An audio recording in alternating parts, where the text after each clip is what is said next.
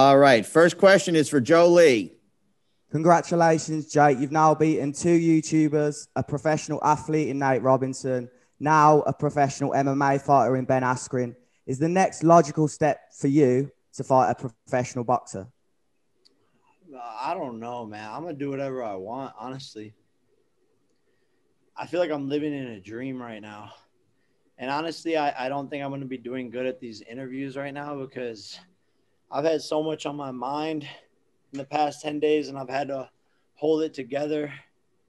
I've had to persevere through a lot of hard shit, allegations, death. The list goes on. And I don't know what's next for me, man. I've been going for 14 months, fighting 3 times. I talked a lot of shit. Look, I don't know what's next, man. I'm gonna just enjoy my life for a second. Next up, Euro under King. Now, Jake, we don't know what's next, but a lot of people have been calling you out in terms of fighting Joe Fourier earlier in the night, Dylan Dennis, and also Tyron Woodley in the corner of Ben Askren tonight. I know you don't know what's next in terms of the things that have happened in your life recently, but could you pinpoint any one of these carriers in this?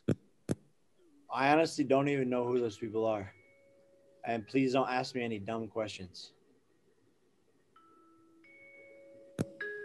Next up, Donna Corby. Jake, congratulations on a great result. After the fight, you were clearly very emotional in the ring. Of course, like you mentioned, an insane 10 days. Obviously, the passing of Shadow clearly affected you throughout the week. Could you talk to us about that moment, just yourself on your knees in the ring? Look, when Shadow passed away, it was one of the weirdest, difficult things I had to deal with in my life. I still haven't processed it. I still haven't dealt with it. It's hard, man. It's hard.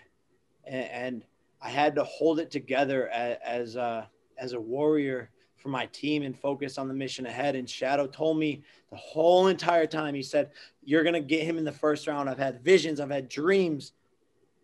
When you knock him out in the first round, we're going to get it tattooed. And I had to suppress all my emotions. I had to stay focused. When I got the W, it just all sort of set in. And this one is truly for him, man. This guy is a legend. And he had my back 24/7. And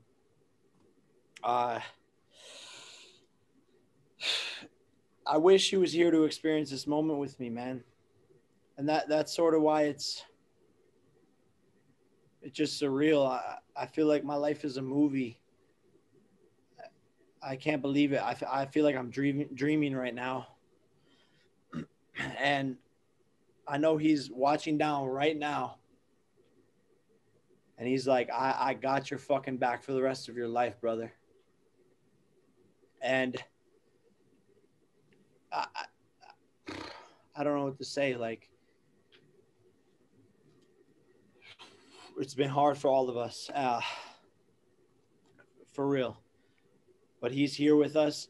I felt his energy. He gave me goosebumps right before the fight. And rest in peace, Shadow. Forever he will live. Forever he will be there protecting me. And man, like, this is just surreal. This is history in the making. Next up, Hans Femistode. Hey, what's going on? So I know that you expected to knock Ben out in the first round. A lot of people expected you to win also. But when you fought Nate Robinson, and you took him out pretty easy, and then you fought Ally, Edson, Gibb. You took him out easily. Did you kind of expect the same thing with Askren, where you thought you were going to take him out with like one shot, or did you kind of expect him to just be at least a little more resilient? I mean, I said it the whole time. I said this fight's going to be easier than Nate Robinson. And no one believed me, per usual. At one point, I was the underdog as a betting favorite. I'm not going to let y'all forget that. I was the underdog. That sounds crazy, but I was the underdog. And I knew it was going to be easier because Nate Robinson was weird. He fought like a random guy on the street. Like, I don't know. I knew Ben was going to sit there like a typical MMA fighter and just have no head movement, and his body was going to be wide open. And I'm just too powerful. The cows in Ohio produce a different type of protein. And when I'm sitting there baling hay since a 10-year-old, I just got some real thick shit in my arms.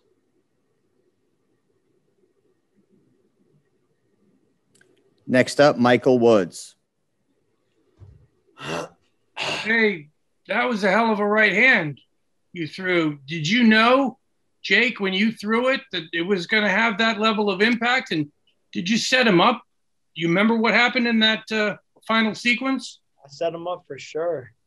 I was going to the body the whole fight. I was barely hitting him. My check hook was fucking him up, but I was setting him up the whole time. I was saving the right hand for that moment because I knew he wouldn't see it coming. And my coach in the corner was like, "Don't load up. Don't load up." That's what he told me the whole camp. Don't load up. Don't load up. But I was like, this guy's a joker. This guy's a joker. I'm loading up right now, coach. Sorry. Thanks, everyone. Appreciate it. Unfortunately, that's the last question. Yeah, guys, I'm out of fucking breath. My voice is gone. I need like 4 more shots. I love you guys. Thanks, everyone. First off, I suppose the obvious question is correct stoppage? I thought I was fine, but whatever, that's his job. And if that's what he felt, that's what he did. Is that for your combat sports career? No, I'm going to take about $1 million home in the bank, and I'm going to coach some wrestling. Ben, I just wanted to say, if you don't step into a cage or a ring again, thank you for all the great memories throughout your boxing MMA career, and congratulations on the gigantic payday. You got it. All right, next up is Euro under King. All right, Ben, the main question here is, do you think that Taylor and Dake can both pull away with Olympic gold medals this year? I think the United States American wrestling team has, both on the women's side and the men's side, we have a lot of really good chances at medals. I mean, I think probably 4 or 5 in men's freestyle. And I mean, we have the opportunity to get 6 in women's freestyle. So it could go really well. All right. Thanks, Ben. Okay, next up is Perfect Parlay Pursuit.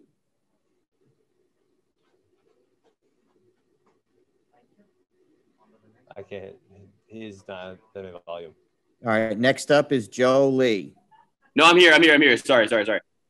Ben, just wanted to ask real quick, what do you think about Cardano, specifically Charles Hoskinson? I can't tell you anything about Charles Hoskinson. I can tell you Cardano's done really well by me because I bought it at 8 cents. And I don't know which smart contract platform is going to win out, but I think Cardano's doing a good job. Okay, next up is Joe Lee. Hi, Ben. In comparison to an MMA fight, I just wanted to know where your nerves were at going into the fight tonight. I wasn't nervous at all because, at the end of the day, my life doesn't change one way or the other. In MMA, I was always pursuing or defending a world title, really. And, today I was doing a fun boxing match. And if it turned out great, then great. If it turned out shit, then my life is the same. So there were really no nerves whatsoever. And just quickly, was it true about 6ix9ine asking to walk you out tonight? That is true. And Tyron, and then 2 people after him said, no way, Jose. Okay. Commiserations, and hopefully we'll see you back again soon. I will not be back again. I should come to wrestling. In any sort of cage. I will not be in any sort of cage. All right. Next up is Jeremy York.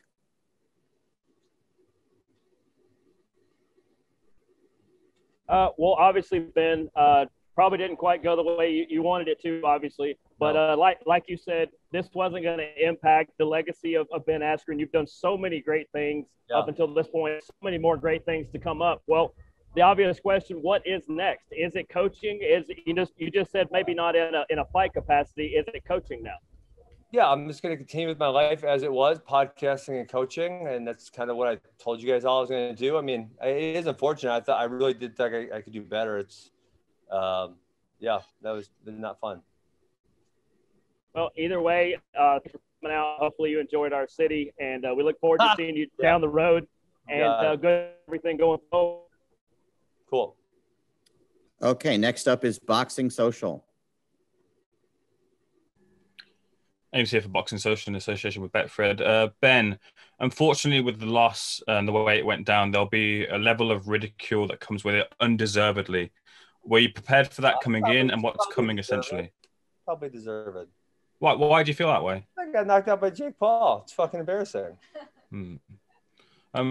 Like you look very stone-faced and like it hasn't really fazed you, but I'm just wondering, like behind that, how are you feeling emotionally? I don't really give a shit. There's some pizza waiting in my hotel room. I'm going to go eat that. I'm going to go fly home and hang out with my kids tomorrow. And on Monday, I'll probably be at wrestling practice. And finally, like, I know it sounds trite, and then you could probably say, well, you got hit with a knockout punch, but what really went wrong tonight?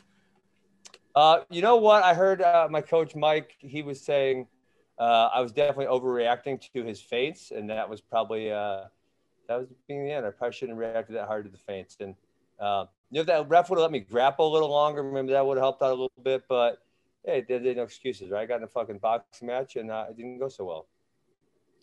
Next up is Gabriel Gonzalez. Hey, Ben. First off, just can you explain that moment, you get up from the knockdown? What exactly did you say to the ref? What did he say to you? Because we're all seeing and we're like, what the heck was that? Can you tell us what exactly happened? Fine. I said, I'm fine. And he said, no, you're not. And I said, no, I am. And he said, no, you're not. And then he stopped it. And then, he's in charge. And so I can't really debate him that much. Compared to other hits you've taken, the Robbie fight, Robbie Lawler, anything else? More hurt, less hurt? What was it? I don't really feel any pain, but I guess it caused me to fall down. So that's not good. Okay, next up is Daniel Bittman. Hey, Ben, we all know 2 things. One, you're a world-class athlete. And number 2, we know that you've had to answer pretty much the same question every time and that you're going to do the same thing, win or lose. Do you think that calm nature had anything to do with the loss tonight, not bringing enough adrenaline into it? No, I fought as hard as I could. I trained as hard as I could, right? Given the fact that I was sitting on the couch for 16 months. They said, let's fight. I said, okay. I started training right away. Given the amount of time, I got into as good a shape as possible. And I took it seriously. I was very disciplined in my training. So I have no excuses, right? And like I said, I was very comfortable going in there. I don't know. I just got hit with a hard punch, I guess. Absolutely. Thank you, Ben, for a great career. Yep. Appreciate it. Next up is Hans Themistode. Hey, Ben. So, I really wanted to know, obviously since you just lost, do you kind of respect him now? His skill set? I don't. No. I don't. Because I want to see him get in the fight, and I'm sorry I let you down. I didn't get to get in the fight with him. He hit me early. As I said, that's when you respect someone, is when you see what they're made of. And, I was hoping that you guys would get to see that tonight, and I let a lot of people down because they didn't get to see that. Well, that kind of follows me up to my next question.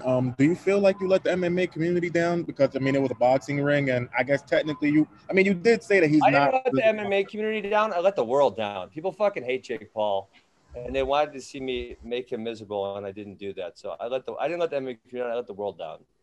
And if I could just ask you this one last thing, obviously you were in MMA. If there's one person from MMA kind of around his weight class, who was that guy that you would kind of nominate? Tyron Woodley? I would love Tyron to whoop him up. Tyron wants to fight Oscar De La Hoya, but I would love for Tyron to fight Jake Paul. I mean, he's a significantly better boxer than I am. So, yeah, that would be my guy. Gotcha. Thank you, man. Really appreciate it. You got it. And next is Paul Gant, Go For It Radio. Ben, how are you, sir? Good. So what do you see in terms of Jake Paul and his future in boxing? Do you think there is a I don't future? give a shit about Jake Paul. Next question. Have a nice night. You got it.